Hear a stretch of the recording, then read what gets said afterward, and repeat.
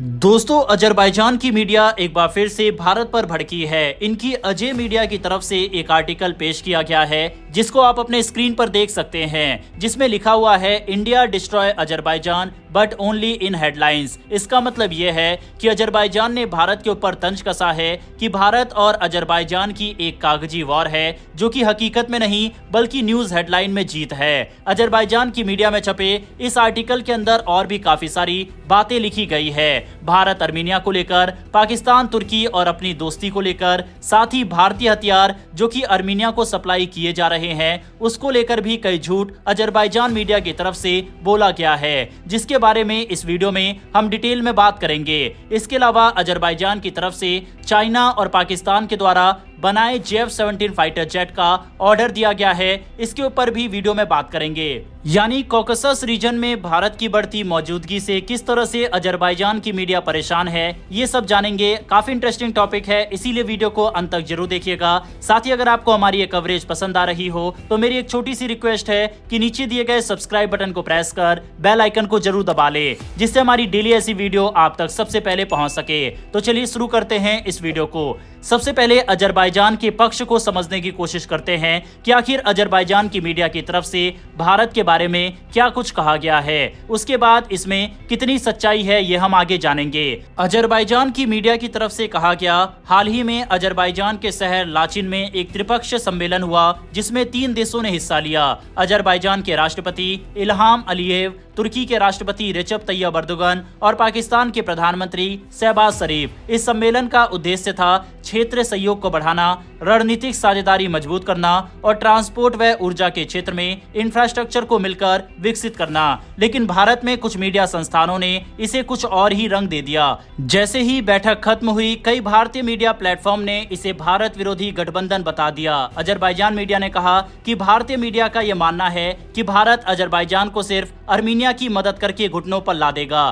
थोड़ा ज्यादा फिल्मी और कम व्यवहारिक लग रहा है। इन्होंने एक अजरबैजान की कहावत भी कही, मुर्गा सोचता है कि सूरज उसके बाग देने से उगता है। शायद यही सोच आज भारत के कुछ हिस्सों की हो गई है, मानो पूरी दुनिया हमारी कूटनीति के इर्द गिर्द घूमती है। और मजे की बात यह है कि नागर्नो काराबाग का युद्ध अब खत्म हो चुका है। अजरबैजान और अर्मीनिया दोनों इसे स्वीकार कर चुके हैं, लेकिन भारत का एक हिस्सा अभी भी 2020 के क्लिपिंग्स पर अटका हुआ है। ये बात समझनी जरूरी है कि भारत का दक्षिण कॉकस से न कोई भौगोलिक जुड़ाव है, न ऐतिहासिक और न ही सांस्कृतिक। फिर भी वहाँ की राजनीति में दखल देने की कोशिश क्या एक जिम्मेदार वैश्विक शक्ति की पहचान है, या फिर ये सिर्फ एक सुपर पावर दिखाने की बेचैनी है? जब भारत इन तीनों देशों की बैठक पर सिर्फ बयानबाजी कर रहा है, अजरबैजान, तुर्की और पाकिस्तान मिलकर असली काम कर रहे हैं। वो ट्रांसपोर्ट कॉरिडोर बना रहे हैं, ऊर्जा प्रोजेक्ट्स में निवेश कर रहे हैं और सैन्य व तकनीकी साझेदारी को और मजबूत कर रहे हैं। मतलब वो शब्दों से नहीं,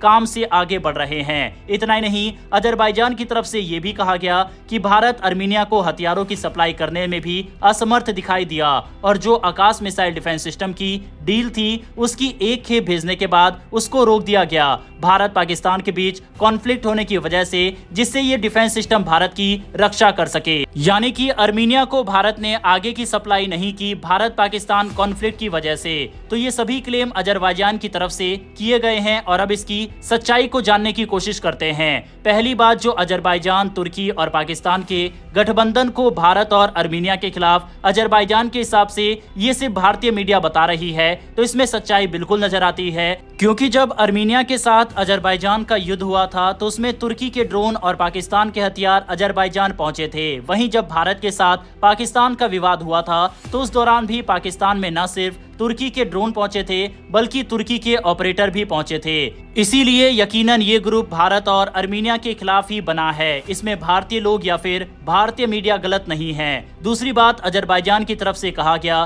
कि भारत ने अर्मीनिया के साथ आकाश मिसाइल डिफेंस सिस्टम की डील साइन की, लेकिन भारत पाकिस्तान युद्ध होने की आशंका के बीच भारत ने इस डिफेंस सिस्टम को अर्मीनिया को भेजा ही नहीं और इसकी डिलीवरी लगातार लेट हो रही है। तो इसकी सच्चाई यह है कि भारत और अर्मीनिया अर्मीनिया के बीच ये डील दिसंबर 2022 में साइन हुई थी, यानी 2023 में, जबकि भारत ने पहली खेप 11 नवंबर 2024 को अर्मीनिया को सौंप दी थी। वहीं तब तक भारत और पाकिस्तान के बीच कोई विवाद शुरू नहीं हुआ था। वहीं जब ये डील साइन हुई थी उसी दौरान पहली खेप 2024 में, दूसरी खेप 2025 में तय की गई थी और 2025 में ही भारत दूसरी खेप अर्मीनिया को सौंप देगा। इसीलिए अजरबैजान की तरफ से जो ये कहा गया है कि भारत अर्मीनिया को आकाश डिफेंस सिस्टम समय पर नहीं दे पा रहा, तो ये क्लेम भी गलत है। बाकी हथियारों में 1-2 महीने की देरी वो काफी नॉर्मल होती है, उसका पाकिस्तान के कॉन्फ्लिक्ट से कोई लेना देना नहीं है। तीसरी बात, अजरबैजान की तरफ से कहा गया कि भारत सिर्फ हेडलाइन में ही अजरबैजान को हरा सकता है,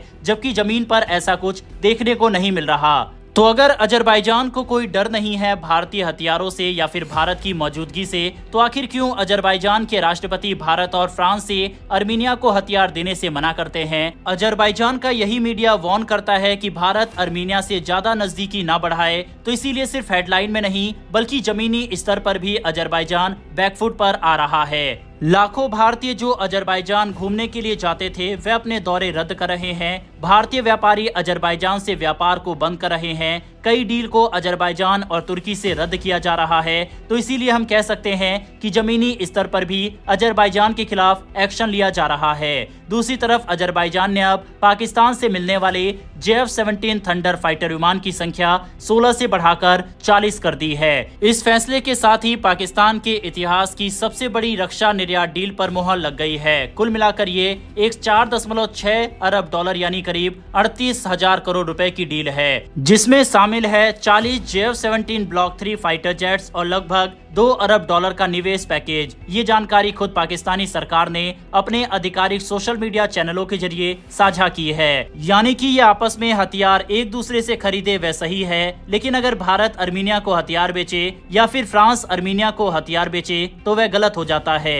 लेकिन यहाँ पर इन तीनों देशों के लिए सबसे बड़ी सरदर्दी यह है कि अब अर्मीनिया को सपोर्ट करने के लिए न सिर्फ भारत और फ्रांस बल्कि अमेरिका भी उतर आया है। इतना ही नहीं, अर्मीनिया अब अपने defence relation Germany, Italy, Greece, Cyprus जैसे देशों से भी मजबूत कर रहा है और इस तरह से उसे कई अत्याधुनिक हथियार आने वाले समय में मिल सकते हैं, जिससे वह आसानी से अजरबैजान को बैकफुट पर ला सकता है। इस समय अर्मीनिया का ज्यादा से ज्यादा फोकस है अपने डिफेंस सिस्टम को मजबूत करने में, जिसके लिए ऑलरेडी वह स्वाति रडार 2020 में भारत से खरीदा है। इसके अलावा 700 मिलियन डॉलर में आकाश डिफेंस सिस्टम ले चुका है। वहीं अब इसके अपग्रेडेड वर्जन को भी उसने भारत से मांगा है। ATGM यानी anti tank guided missile system, इसको भी अर्मीनिया की तरफ से भारत से खरीदा गया है। हालांकि इसकी आधिकारिक पुष्टि नहीं हुई है, लेकिन कई अर्मीनिया की न्यूज आउटलेट में इसके बारे में लिखा हुआ है। इसके अलावा पिनाका रॉकेट सिस्टम, आर्टिलरी के सेल्स, गोला बारूद, ये सब अर्मीनिया ने भारत से खरीदा है। वहीं भारत से आकाश डिफेंस सिस्टम के अपग्रेडेड वर्जन, साथ ही प्रलय मिसाइल की डिमांड भी अर्मीनिया की तरफ से की गई है। भारत सरकार की तरफ से अगर इस पर मोहर लगा दी जाती है तो ये हथियार भी भारत अर्मीनिया को जल्दी सौंप सकता है। बहरहाल दोस्तों, अजरबैजान, अर्मीनिया, तुर्की, पाकिस्तान और भारत को लेकर आई इन सभी खबरों के बारे में अपनी राय कमेंट बॉक्स में लिखकर बताइएगा। अगर आपको ये इन्फॉर्मेशन और वीडियो पसंद आई हो तो मेरी एक छोटी सी रिक्वेस्ट है कि नीचे दिए गए सब्सक्राइब बटन को प्रेस कर बेल आइकन को जरूर दबा लें। फिर मिलेंगे ऐसी एक नई वीडियो के साथ। धन्यवाद। जय हिंद, जय भारत।